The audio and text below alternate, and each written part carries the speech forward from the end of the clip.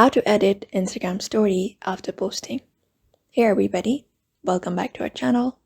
In today's video, we are going to learn how we can edit Instagram story after posting.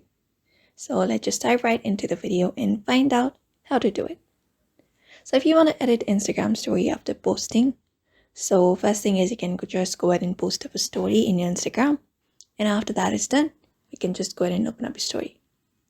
So you can make some edit on your story, but those edits are very limited. So in order to do that, you can go ahead and tap on the three dot beside your story, and it gives you these options of editing.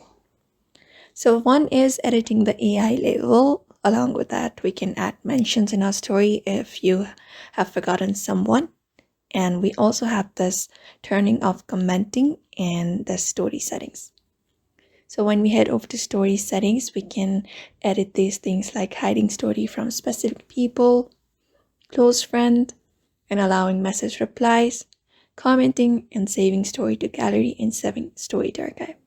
So for now, these are the things you can apply up if you want to edit your story. So I hope this video was helpful and thank you for watching.